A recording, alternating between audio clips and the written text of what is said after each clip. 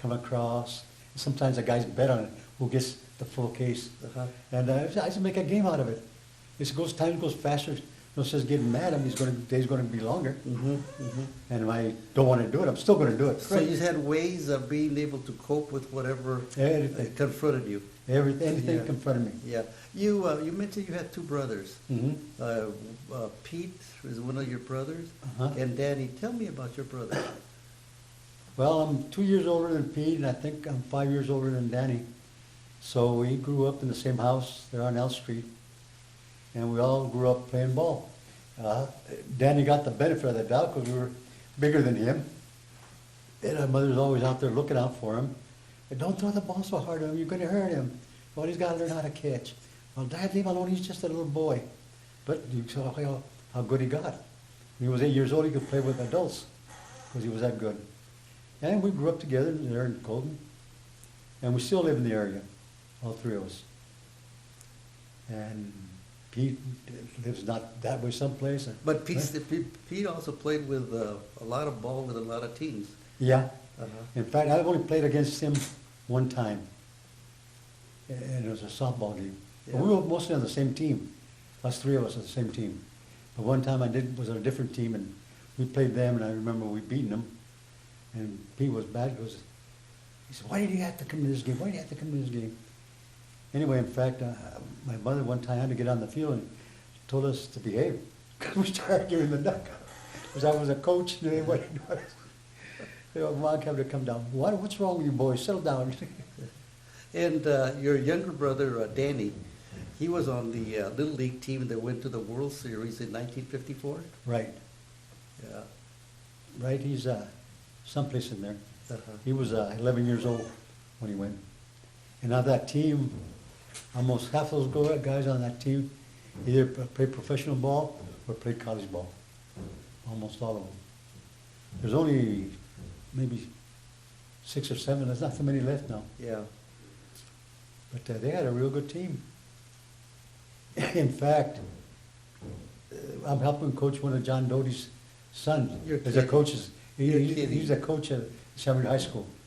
You're kidding. He said, "Did you know my brother?" He said, "You know my dad? Yeah, I know your dad. I know your grandpa and grandma and your uncles." So he said, "That's really nice." And I showed him some of these pictures. "Oh, that's nice. That's nice. It's something to see, you look back on it." But like I say, I enjoy coaching.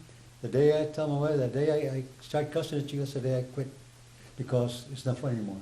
Well, it seems that you and your family, including your dad, were kind of legends as far as baseball and softball is concerned because all of you played. And all of you gave a lot of time into coaching and mentoring kids as they were growing up and playing on the ball field. So I guess your contribution to Colton has been being a mentor and a coach for many of the kids that grew up in Colton. Yeah, in San Bernardino also. And then you're still doing it in San Bernardino.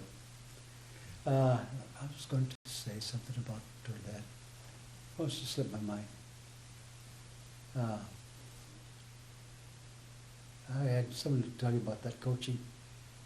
That, like these guys here, they don't understand when you go out there that it's just like being in a classroom. To learn how to write, you had to do a lot of I's and W's and this and that. They don't understand to do this, you got to do that over and over. And I tell them, guys, I admit practice is the boring thing in life. But I try to make it interesting because I'm not letting you sit down. I break you up in groups of 4 or 5 so you won't have any free time. I'm doing different things. And so all you're doing, all these little things, it's just like you come out here, play. Everybody does this part, everybody does that part, everybody does that part. Game time, we put it all together. And if we did it right, it works. If you didn't do it right, it's not going to work. So it becomes a team. It becomes a team. It becomes a team when you need to go out there in the field and represent one team against another team. It's individual, but you're a team. Yeah. Everybody's doing their little part. Yeah. Everybody's putting their little stick there. Bob, you say you still live in Colton, and your brothers still live in Colton.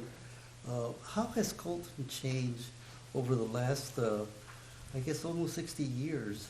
Well, I think Colton has changed so much that the people, well, there's so many new people before. I could go to Esteban's store from Basball. I knew where everybody lived. I could talk to everybody and say, buenas tardes, doña Celsa, buenas noches, buenas tardes, all the way down. And now you don't even know who lives 2 houses down from you. Uh-huh. People aren't as friendly as they used to be.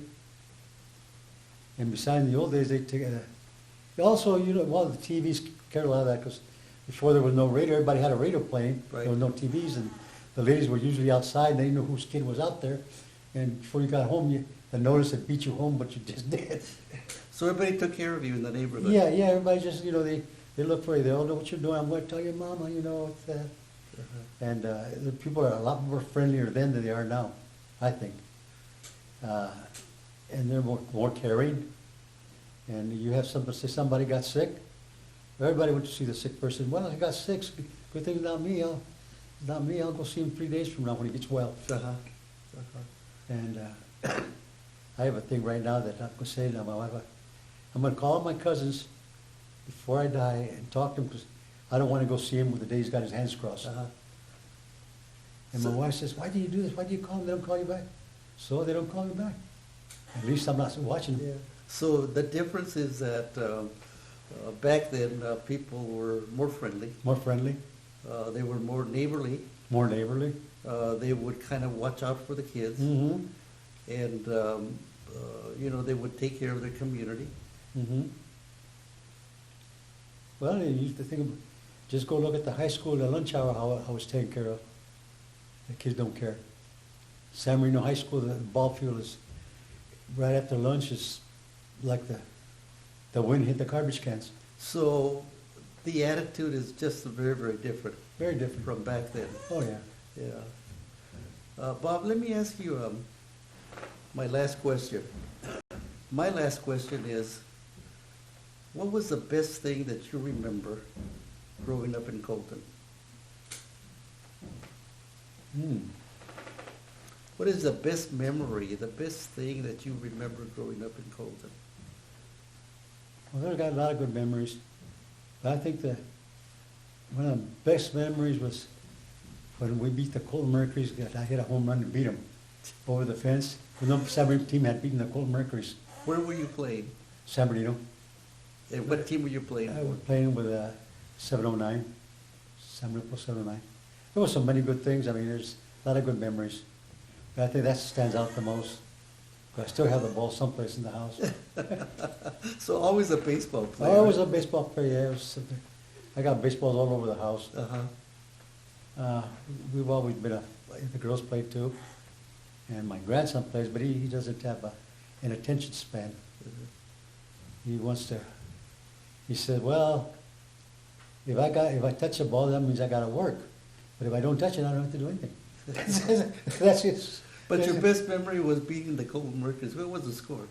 I think it was 8-7. Oh, just barely. Yeah. Just barely. In fact, I'm going to tell you, we had Joe Castañon's probably the best catcher next to Juan Martinez's ever produced, Camilo.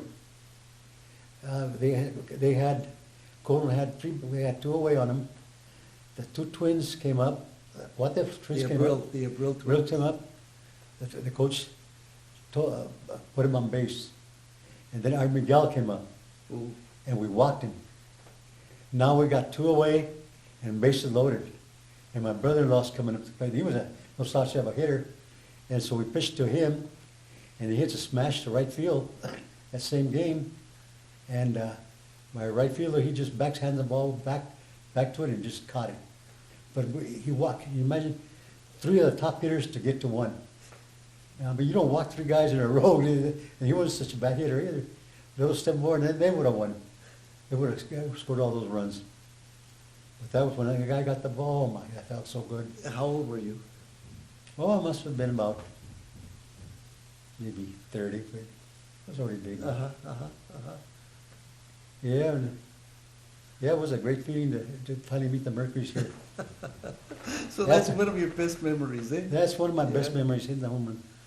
Well, Bob, thank you for being with us. Well, glad to be here. I surely enjoyed meeting together. It's about time because we've been talking about this Oh, yeah. for a long, long Oh, yes. time. And I do appreciate you coming down today Mhm. and also bringing many of your pictures to show us some of the experience that you had, Mhm. not only as a ball player but as a coach. Mhm. So thank you very much. Well, thank you very much for having me here.